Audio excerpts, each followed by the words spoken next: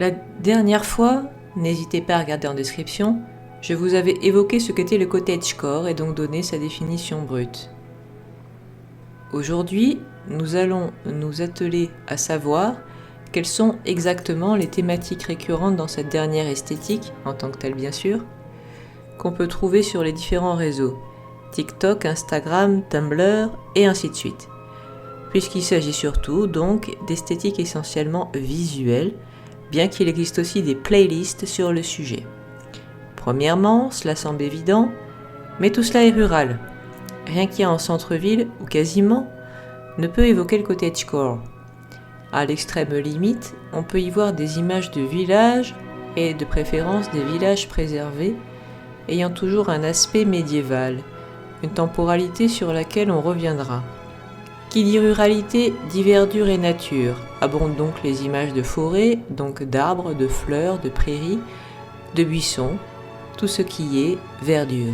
Mais pas toujours. On peut voir la nature en toute saison également. Images d'automne, de nature sous la neige, et ainsi de suite. D'ailleurs, la sensibilité au passage des saisons est ce qu'on y fait typiquement, plutôt que ce qu'on y faisait, puisque ce n'est plus vraiment en adéquation avec la vie actuelle. Et j'ajouterai qu'il s'agit d'une ruralité dans le milieu des terres, forêts, prairies, etc. Les bords de mer sont relativement peu représentés, même si, techniquement parlant, ils peuvent entrer dans la définition. Mais au bord des mers vivaient les pêcheurs, et ce n'est pas là qu'on trouvait ni les chaumières, ni les fermiers. Ceci explique sans doute cela.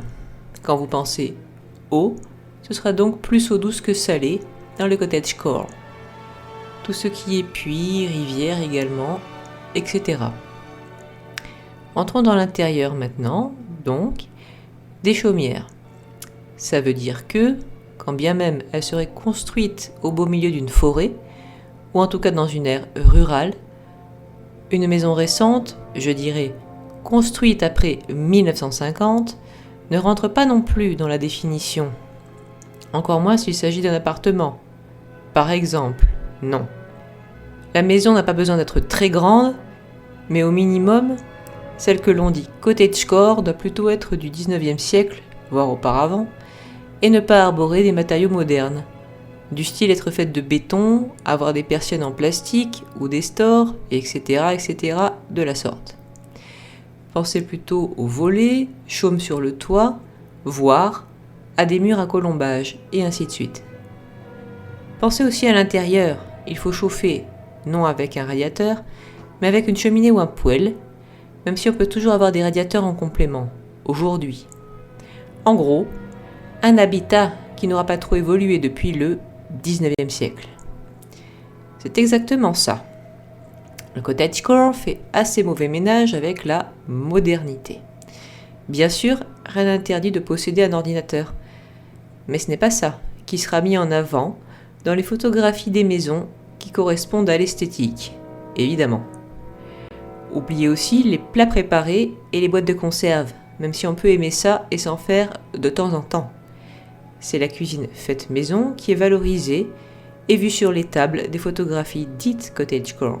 Toujours dans cette esthétique, plutôt vous le vintage, comptez sur la présence de personnes qui portent des vêtements plutôt issus d'une période allant jusqu'au début du XXe siècle. Donc plutôt des robes sur les femmes, également des tabliers, les deux étant assez longs, pas de baskets, etc. Comptez aussi sur une forte présence animale, des chats et des chiens bien entendu, mais aussi des lapins, des poules, des chèvres ou des brebis, toutes ces charmantes petites bêtes qu'on a du mal à trouver en appartement ou en milieu urbain. Donc, peu ou pas de modernité, un ancrage profond dans un milieu de préférence isolé et peu urbanisé. De préférence aussi à l'intérieur des terres. Encore une fois, j'ai remarqué assez peu de bords de mer dans cette esthétique. Et donc bien sûr, ce côté rétro, comme si le XXe siècle n'avait finalement pas eu lieu. Et si tout cela est rétro, est-ce que ça veut dire que tout cela est rétrograde ? C'est une bonne question. Tout comme On peut épingler tout cela sur son Pinterest ou sur Instagram par exemple, et juste se contenter de regarder ces images. Juste les regarder, et c'est tout. On peut être cottagecore de cette manière, tout en vivant dans un appartement situé dans une métropole, par exemple.